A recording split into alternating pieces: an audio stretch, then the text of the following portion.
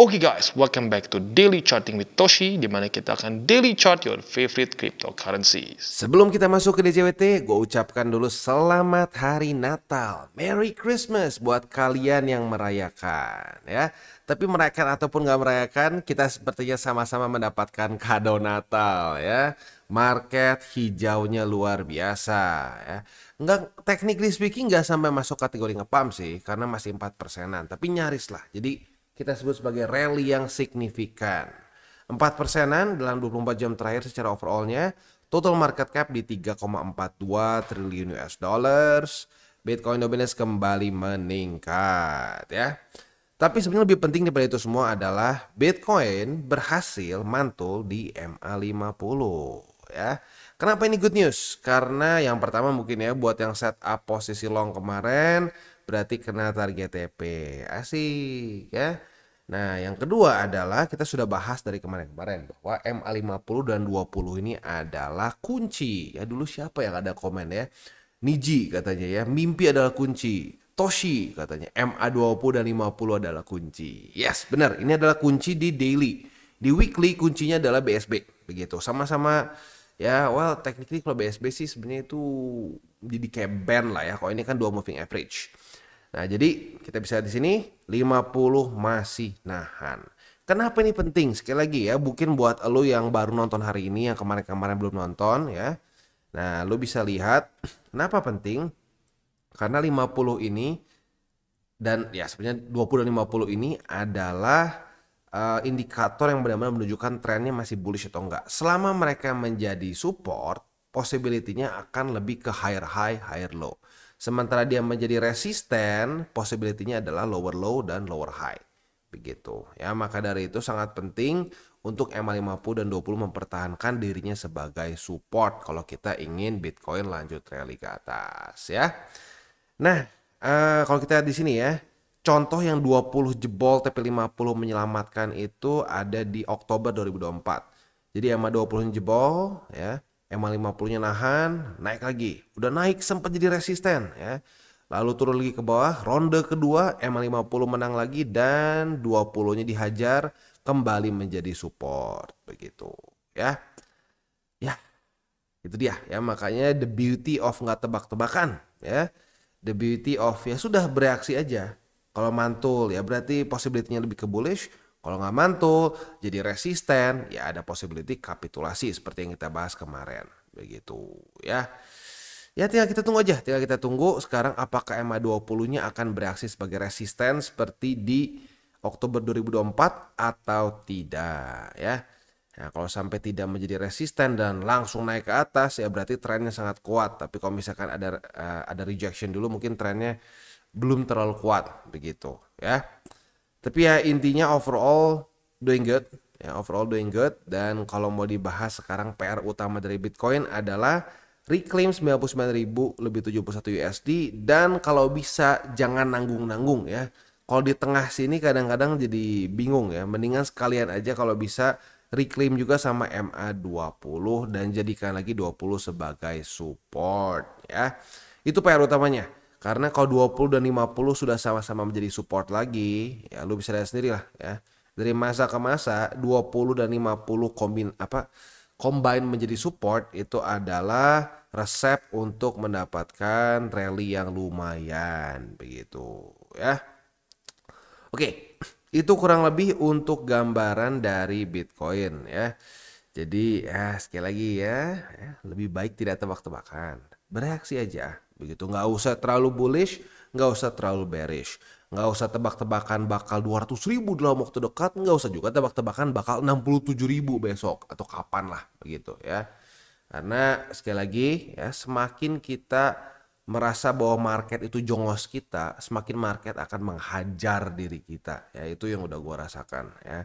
Karena ya dulu pun ya gini, kenapa gue bisa bilang jangan ngedukun, jangan tebak-tebakan. Ya karena dulu gue tebak-tebakan dan kasarnya ya dulu ya suhu gue yang zaman dulu gitu ya. Ya kan gue belajar dulu ke berbagai macam orang gitu. Suhu-suhu palsu ya itu sifatnya seperti dukun. Lihat aja nih ya. Besok akan keluar data begini. Pasti akan, taunya nggak kejadian. Pas gak kejadian, yang najisnya tuh apa ya? Para suhu-suhu dukun-dukun palsu yang dulu gua pernah lihat langsung pakai mata gua, mereka bisa ngomong, wah ini kasus khusus, nanti lihat aja kita kalau begini. Jadi selalu ada alasannya. Nah makanya kenapa gua tuh jadi sangat anti dengan namanya dukun, dengan namanya ahli nujum begitu, yang kasarnya tahu besok tuh market mau kemana. Ya karena gue udah ngelihat di masa-masa gue belajar orang-orang seperti itu tuh menyesatkan, dan menyesatkan gue salah satunya begitu ya. Ya, jadi makanya gue berharap keluarga TCI tidak kena dukun-dukun yang seperti dulu gue rasakan begitu, karena jujur najis begitu ya. Kalau gue sih pengennya lu semua ya lebih lancar lah daripada gua gitu, karena gua learn it the hard way begitu. Gua harap kalau lu mau dengerin begitu ya, lu bisa lebih gampang, lebih mulus, lebih asik dibandingkan dengan awal pertama kali gua masuk ke kripto begitu ya. Oke, selanjutnya kita akan lihat dulu indeks dolar. Ya kemarin ada sedikit peningkatan lah ya. Bitcoin dominance juga ada peningkatan, mungkin akan retest EMA 50 dalam waktu dekat. Kita lihat apakah akan reject atau tidak, karena terakhir kali langsung dihajar ya. Langsung dihajar tapi dia ke reject oleh Bollinger Band begitu ya. Oke. Itu overallnya, dan mungkin gini, di waktu bersamaan juga EMA 20 sebentar lagi akan mendekat juga ke harga running dari Bitcoin dominance. Jadi mungkin akan ada duel nih antara 20 dan 50 di Bitcoin dominance ya. Ya, jadi ya kita lihat aja dia mantul atau enggak gitu. Balance sheet ya otomatis masih belum ada perubahan ya. Sekarang kan bukan pertengahan minggu ya. Balance sheet masih sama seperti kemarin, begitu masih turun. Ya kita lihat kapan nih ya, kapan dia akan mulai naik. Ya lagi-lagi kita nggak akan bisa tahu kapan spesifiknya, karena ya kadang-kadang Jerome Powell pun nggak tahu kapan begitu ya. Terbukti di 2019 ya, di 2019 interest rate aja gitu ya yang kesannya dikontrol dia langsung gitu kan ya. Ya dia bilang tahun ini tidak akan terjadi penurunan interest rate, bulan depannya terjadi. Ya jadi makanya ya at the end of the day yang benar-benar bisa mendikte the Feds itu adalah market. Kalau market semakin lesu ya, pengangguran semakin meningkat dan lain-lain di US, ya itu kemungkinan besar mulai akan terjadi QE, atau bisa juga pressure dari Trump begitu, karena 2016 pun ya kita tahu ya dengan kebijakannya dan lain-lain ujung-ujungnya Trump ya bisa dibilang seperti lumayan berhasil mendesak juga si bukan Jerome di masa itu ya, di masa itu gue lupa siapa ya, di masa-masa 2016 begitu. Di 2016 kita bisa lihat mulai adalah sedikit peningkatan begitu ya. Nah, mulai ada peningkatan ya. Cuman kalau mau dibilang nggak se ekstrim 2020 sih ya. 2020 kan itu spesial pakai telur ya, karena 2020 itu ya kita tahu memang ada COVID ya. Jadi itu kita nggak bisa berharap sama persis seperti itu lagi lah ya. Oke. Next kita geser dulu ke news ya. Untuk news ini datang dari Rusia ya, di mana Rusia memban crypto mining untuk 6 tahun, tapi hanya di 10 bagian negara dari Rusia ini sendiri. Ya, jadi nggak semua ya. Akan ada 10 region yang di-ban ya. Yaitu di sini namanya apa tadi? Ada sempat di ini ya. Ya pokoknya ada 10 lah ya. Dikasih tahu juga lu bingung. Yang gue inget cuma satu, Dagestan ya, karena itu tempat si Habib dulu ya. Gue kayak di situ nggak boleh ya. Sekarang di Dagestan 6 tahun nggak boleh dipakai buat mining ya. Tapi lagi-lagi bukan nge-ban mining in general ya. Jadi mereka tuh udah bikin daerah khusus ya untuk bisa dipakai crypto mining. Sisanya nggak boleh dipakai. Gitu. Itu mulai berlaku di Januari 2025 begitu ya. Oke. Next kita geser economic calendar. Ya ini hari libur ya. Jadi nggak ada apa-apa ya. Hanya bintang 2 saja. Untuk besok dari US ada initial jobless claim ya. Jadi ya siap-siap. Besok langsung hajar lagi ya. Di US nggak lama-lama liburnya guys ya. Cuma dikasih paling sehari ya, udah gitu besok yes langsung hajar lagi ya. Oke, selanjutnya nah ini ya, gue nggak tahu nih apakah gue akan bikin DCWT sesi kedua atau enggak.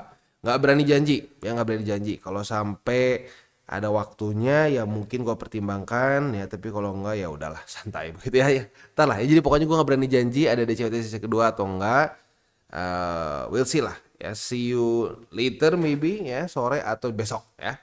Oke, next kita akan masuk aja langsung ke buy limit. Tetapi sebelum kita masuk ke buy limit, seperti biasa gue akan disclaimer dulu bahwa semua konten dari TCI bukan financial advice. Ini semua bentuknya adalah edukasi.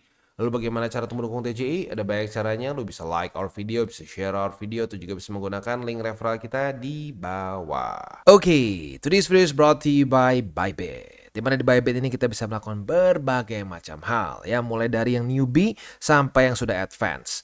Buat mungkin lo merasa bahwa aduh bang, gue masih nggak ngerti nih TA, gue masih nggak ngerti charting dan seterusnya, tapi pengen akumulasi, pengen DCA murni, bisa lo tinggal masuk ke sini one click buy, dimana lo bisa pilih lo mau pakai apa ya fiatnya, lo tinggal pilih juga asetnya apa ya. Misalkan lo pengen akumulasi BTC, misalkan setiap hari Senin jam 7 pagi, misalkan gue pengen akumulasi BTC sebesar 100.000 rupiah misalkan ya, lu bisa langsung lakukan di sini. Bisa peer to peer, bisa Dana, Bank BRI dan lain-lain. Ini gila ya, bisa pakai BCA Mobile dan seterusnya. Jadi Bybit ini memang cocok banget buat orang-orang yang tinggal di Indo ya, bisa langsung pakai bank-bank yang memang sudah biasa kita pakai di Indo ya.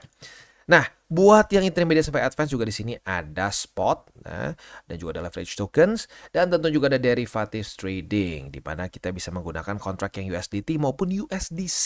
Jadi di sini lo bisa pakai USDC ya, karena nggak semua exchanger bisa menerima untuk futuresnya pakai USDC ya. Dan tentu juga lo bisa earning bunga juga dari kripto lo dan lain-lain. Dan tentu juga di sini kita bisa melakukan copy trade ya, di mana copy trade dari Bybit ini sudah cukup terkenal ya, dan kita bisa mendapatkan keuntungan juga. First copy trade kita bisa ada protection 100 USDT loss coverage ya, dan seterusnya ya. Jadi buat lo yang tertarik bisa silakan pakai, klik di link referral kita di bawah. Dan kembali lagi ke Bitcoin. Untuk Bitcoin kita bisa di sini ya, retest 1, retest 2 di MA50 ya, setup yang klasik, setup yang very easy ya, to spot. Kita kebuka posisi long dan target TP di 97.512 kena ya. Berarti profit sebesar 3,65%. Asik ya. Itu untuk posisi longnya. Nah, untuk posisi shortnya, apabila hari ini terjadi retest kedua di angka 99.000 lebih 71 USD, kita bisa pertimbangkan untuk buka posisi short dengan target TP kita di angka 97.512 ya. Nah, itu kurang lebih setup untuk di Bitcoin secara posisi futuresnya. Untuk posisi spotnya bisa di 97.512, MA50 dan di 91.906. Next kita masuk ke Ethereum. Untuk Ethereum di sini asik ya. Posisi short kita kena target TP. Ya, kalau lu pasang ya, kalau nggak pasang malah jadi cut loss. Jadi sekali lagi, ini adalah public reminder ya, mengingatkan untuk orang yang semua buka posisi futures. Kalau lu buka posisinya, lu harus tahu keluar di mana juga dan pasang target TP-nya begitu. Karena kalau nggak dipasang, nge-wick, nggak kena, lu lupa, tadinya profit malah jadi boncos begitu ya. Retest 1, retest 2 di MA50, kita kebuka posisi short, target TP di angka 3.455 dan kita profit sebesar 2% lah kurang lebih ya. Itu kurang lebih untuk posisi futures di Ethereum ya. Kita sebenarnya ada satu setup lagi sih ya. Kemarin tuh terjadi juga retest di 3.541. Jadi kalau sampai hari ini terjadi retest kedua di angka 3.541, kita bisa pertimbangkan untuk buka posisi short. Nah, target TP-nya konservatif di MA50, agresif di angka 3.385. Begitu ya. Itu kurang lebih untuk posisi futures di ETH. Untuk posisi spotnya terjadi reclaim MA50. Nah, ini berhubungan juga sama pertanyaan kemarin atau kemarin lusa ya, yang nanya bahwa Bang, MA20 dan 50 ini lebih akurat di BTC atau maksudnya alts juga ngaruh? Ngaruh di alts, tapi ya kadang-kadang bisa seperti ini. BTC-nya rally, tadinya udah kehilangan MA50 dan 20 sebagai support, ketarik lagi oleh BTC. Begitu. Jadi kasarnya kalau menurut gua lebih paten, lebih secara statistically lebih ngaruh secara keseluruhan ke crypto market itu BTC. Itu kalau alts udah jebol pun, kalau BTC-nya masih bertahan ya, masih terus hajar ke atas, bisa ketarik. Begitu. Jadi kalau alts itu masih punya ya sama-sama kayak kita ya, masih punya safety belt di BTC. Kalau BTC-nya nggak mau nyerah dan terus naik ke atas, ya bisa ketarik juga seperti di sini contohnya ya. Oke, jadi untuk posisi spot MA50 3.395 dan 3.280 ya. Itu kurang lebih untuk DCWT sesi pertama ini ya. Nah, sebelum kita tutup DCWT sesi pertama ini ya, gua harap buat elu yang udah barang-barang minimal dari masa-masa kita drop di sini ya, karena gue perhatiin banyak orang-orang baru nih ya. Dan gue juga berkali-kali mengingatkan untuk para newbies tetap DCA ya, jangan nebak-tebakan, jangan percaya sama dukun begitu. Dan lu bisa lihat sendiri ya, saat kita nggak tebak-tebakan, nggak stres begitu ya. Dan gini loh, sekali lagi gue ingetin ya, gue bukan bull boy, bukan bear boy. Gue bukan bilang, oh lihat nih BTC besok akan ke 200.000. Lihat nih, kita di bull market, nggak ada koreksi. Nggak, gue bukan seperti itu ya. Ya, dan di waktu bersamaan juga jelas, gue bukan bear boy. Gue bukan bilang, lihat nih pasti tembus. Yang gue nggak suka sekali lagi adalah kata-kata pasti. Tidak mungkin begini, mana bisa ya. Udah ditanya, udah gitu di debat di kesannya minta penjelasannya kenapa harus ke angka tertentu, marah-marah begitu. Nah, itulah ciri-ciri dukun ya. Nah, hati-hati, dukun apalagi untuk para newbies mungkin bisa terlihat meyakinkan buat newbies yang buta sama sekali. Buat yang sudah senior lihatnya najis. Apaan nih orang ya, nyuruh-nyuruh market sampai ke sini ke situ begitu ya. Ya, tapi lagi-lagi sangat berbahaya untuk para newbies karena newbies masih buta ya, makanya namanya newbies kan. Nah, jadi gue harap ya kemarin para newbies melakukan akumulasi bersama-sama ya. Buat yang mungkin sudah biasa posisi future, sama-sama buka aja setup seperti biasa begitu. Karena ingat, kita itu bukan punya market ya. Tugas kita bukanlah nebak market mau kemana, bukanlah kita melihat crystal ball gitu market mau kemana, enggak ya. Tugas kita dalam melihat ya dia mau kemana dan kita bereaksi begitu ya. Dan market tuh lagi-lagi dia tidak random begitu ya. Mungkin bisa terjadi random itu kalau sampai ada event khusus begitu, seperti kemarin tiba-tiba si Jerome ya menyatakan nggak jadi, kita pangkas 50% interest rate begitu ya. Nah, itu kan berarti suatu hal yang tidak terduga begitu ya. Tapi selama masih tidak ada event-event yang aneh-aneh ya, ada indikasi TA-nya kok ya, selalu ada indikasi TA-nya begitu. Itu sama aja kayak ngomong gini ya, wah tapi buktinya mobil ada yang kecelakaan. Iya, tapi mungkin kecelakaan seperti itu bisa karena kasus khusus begitu. Mungkin misalkan bannya meledak, atau misalkan ada orang sembarangan nyebrang jalan dan seterusnya. Nah, sama seperti TA berguna ya, sangat berguna ya. Tapi kita nggak bisa expect bahwa wah mana berguna nih, buktinya ada Jerome Powell langsung ngedam. Iya, sama aja kayak mobil gitu, lu pakai mobil tiba-tiba lose control nabrak gara-gara misalkan ban pecah dan lain-lain, unforeseen event gitu, event yang tidak disangka-sangka ya, sama aja seperti itu ya. Tapi nggak ada orang yang bilang mobil tidak berguna kan. Nah, ya itu dia ya, kita harus punya mindset yang tepat dengan TA fundamental dan lain-lain gitu ya. Dan satu lagi ya, yang harus gue tekankan, jangan sampai berpikir market ini adalah mesin uang lo ya, mesin lo cepet kaya. Mindset seperti itu adalah mindset yang paling itu even worse dibanding kalau gini loh. Kalau orang judi dia tahu masih ada kemungkinan kalah gitu, tapi kalau mesin uang dia nggak ada mikir dia kalah kan. Nah, kalau udah kayak begitu biasanya lebih hancur lagi. Jadi ekstra hati-hati, punyalah mindset yang tepat. Mindset yang salah, lu mau pakai TA paling canggih, mau pakai fundamental paling paten gitu kasarnya ya. Lu bisa teleponan sama si Jerome Powell pun, mindset lu salah, hancur. Ya. Oke, kita tutup dengan 3 golden rules. Jangan pakai uang panas, jangan over leverage, berpikirlah jangka panjang. Terdengar simple, tapi banyak yang susah untuk melakukan. Ya. Dan terakhir, salam tabur tuai. Ya, ingat apa yang lu tabur akan lu tuai. Jangan kebanyakan nabur hal buruk ya. Nanti capek lu tuanya ya, nuainya buruk mulu ya, kasihan. Jadi sebanyak mungkin taburlah hal baik ya. Oke guys, jadi itu adalah akhir dari segmen DCWT kita pada hari ini. Dan jangan lupa bagi kalian yang merasakan manfaat dari segmen ini, jangan lupa untuk share ke teman-teman kalian. Dan apabila lu pengen mensupport channel kita ya TCI, jangan lupa untuk menggunakan link referral kita di bawah.